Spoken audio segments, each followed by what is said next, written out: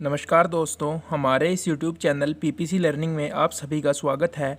आज का हमारा इस वीडियो का टॉपिक है अपॉर्चुनिटी सेंसिंग, जिसको हम अपॉर्चुनिटी एनालिसिस भी बोल सकते हैं। यह एक इम्पोर्टेंट टॉपिक है कि जब कोई एंटरप्रेन्योर या कोई भी नया एंटरप्रेन्योर कोई नया बिजनेस शुरू करना चाहता है तो वह किस तरह से अपॉर्चुनिटी को सेंस करता है या अपॉर्चुनिटी को एनालाइसिस करता है कि किस प्रोडक्ट की मांग है, उसको किस तरह से बनाना पड़ेगा। इस टॉपिक में हम ये सब पढ़ेंगे, इसलिए मैं आपसे रिक्वेस्ट करता हूँ कि प्लीज़ वीडियो को लास्ट तक जरूर देखें ताकि आपके मन में इस टॉपिक के बारे कोई भी डाउट ना रहे। यह इम्पोर्टेंट टॉपिक है। चलिए शुरू करते हैं। To be a successful entrepreneur, it is necessary to have an ability of sensing opportunities. अब अगर कोई भी सक्सेसफुल एंटरप्रेन्योर है या सक्सेसफुल एंटरप्रेन्योर बनने के लिए यह बहुत ज़रूरी है कि किसी भी एंटरप्रेन्योर के अंदर योग्यता होनी चाहिए अपॉर्चुनिटी को सेंस करने की। The process of opportunity sensing involves 5 steps. अब अपॉर्चुनिटी को सेंस करने के जो स्टेप हैं वो 5 स्टेप हैं। फर्स्ट है स्कैनिंग द एनवायरनमेंट, की एनवायरनमेंट को स्कैन करना। सेकंड है प्रोजेक्ट डेवलपमेंट एंड सिलेक्शन, की प्रोजेक्ट को डेवलप करना और सिलेक्शन करना प्रोजेक्ट की। थर्ड है प्रोजेक्ट रिपोर्ट प्रिपरेशन, अब सब प्रोजेक्ट के सिलेक्ट करने के बाद प्रोजेक्ट रिपोर्ट को प्रिपेयर करना। फोर्थ है प्रोजेक्ट अप्रेजल और फिफ्थ है रिसोर्सिंग। अब हम इन पॉइंट्स को बारी बारी से पूरा पढ़ेंगे। चलिए शुरू करते हैं। First, scanning the environment. Scanning the environment. It refers to the understanding of socio-culture, economic, technological, fashion, even the change in lifestyle of local people. It's done by collecting information from various sources. अब जो environment को scan करते हैं यानी पता लगाते हैं कि किस प्रोडक्ट की मांग है, उसको हम कुछ सोर्सेज के द्वारा इंफॉर्मेशन को कलेक्ट करते हैं, जिनमें से फर्स्ट है पर्सनल इनफॉर्मल सोर्सेज, जिसमें family, customers, friends, college, salesman, social contacts, employees, ये सभी आ जाते हैं जो हमारे या किसी भी एंटरप्रेन्योर के पर्सनल इनफॉर्मल सोर्सेज के अंदर आते हैं, जिनके द्वारा कोई भी एंटरप्रेन्योर पर्सनल इनफॉर्मल सोर्सेज के द्वारा एनवायरनमेंट को स्कैन कर सकता है, यह पता लगाने के लिए कि किस चीज़ की मांग है। अब किसी भी एंटरप्रेन्योर के लिए एनवायरनमेंट को स्कैन करने का सेकंड सोर्सेज हैं पर्सनल फॉर्मल सोर्स, जिसमें आ जाते हैं बैंकर्स और बिजनेस काउंसलर्स। थर्ड सोर्स होते हैं इम्पर्सनल रिटर्न सोर्सेज, यानी ये वो सोर्स हैं जिनके द्वारा कोई भी एंटरप्रेन्योर एनवायरनमेंट को स्कैन कर सकता है, जिसमें आ जाते हैं magazines, journals, books, newsletters, newspapers, internet. इन सभी के द्वारा कोई भी बिजनेसमैन, कोई भी छोटा बिजनेसमैन या कोई भी एंटरप्रेन्योर यह पता कर सकता है कि मार्केट में कौन सा प्रोडक्ट अच्छा चल रहा है या फ्यूचर में किस प्रोडक्ट की मांग है, यानी एनवायरनमेंट को स्कैन कर सकता है। और थर्ड है इम्पर्सनल ओरल सोर्सेज, जिसमें आ जाती है trade shows, seminar and workshops, professional organisation, small business organisation, suppliers and dealers. ये इम्पर्सनल ओरल सोर्सेज में आ जाते हैं और इनके द्वारा कोई भी बिजनेसमैन या कोई भी एंटरप्रेन्योर यह पता कर सकता है कि मार्केट में कौन सा प्रोडक्ट अच्छा चल रहा है या उसे किस प्रोडक्ट पे काम करना चाहिए, क्या नया प्रोडक्ट बनाना चाहिए जिससे उसको फ़ायदा हो सके।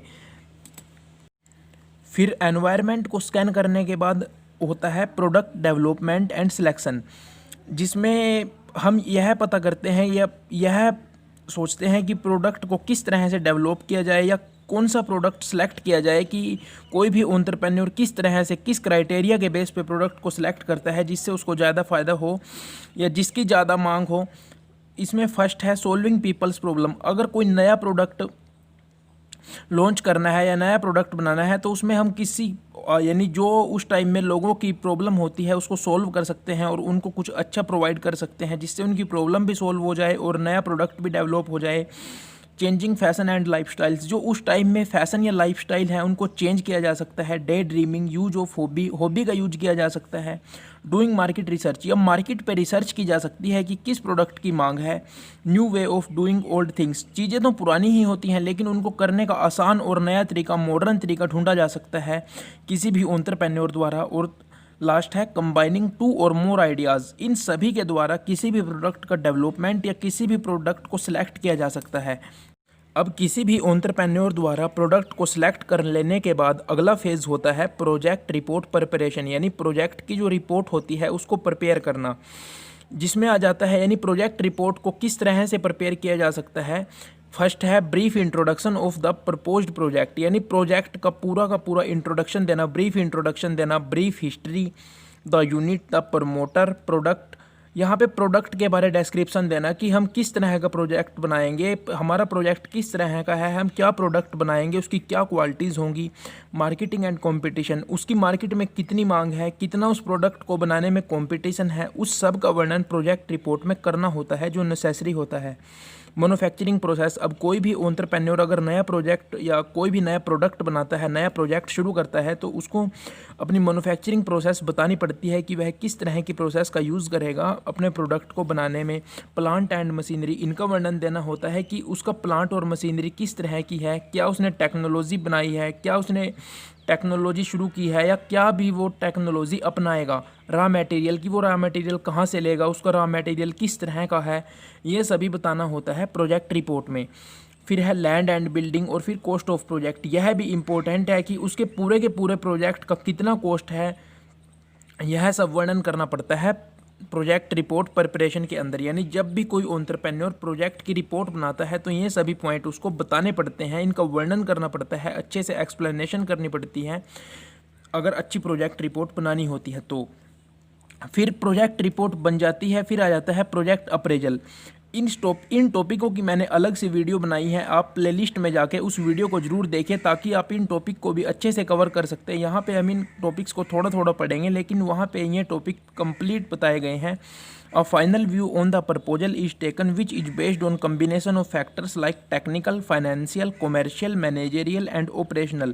अब जो फिफ्थ है वो आ जाता है रिसोर्सिंग, यानी प्रोजेक्ट अप्रेजल के बाद का फेज होता है रिसोर्सिंग, जिसको हम डिफाइन कर सकते हैं कि the implementation stage comprises all work required to set up the business venture.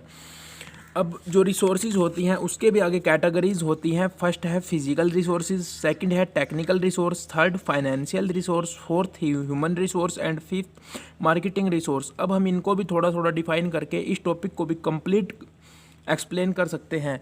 अगर आपको वीडियो अच्छी लगी हो तो प्लीज़ वीडियो को लाइक कीजिए, अपने दोस्तों के साथ शेयर कीजिए, और यदि आप कहीं पर भी चाहें तो वीडियो को पॉज कर इन पॉइंट्स को अपनी नोटबुक में नोट कर सकते हैं ताकि आपको अपनी प्रिपरेशन के दौरान थोड़ी हेल्प मिल सके। Thank you.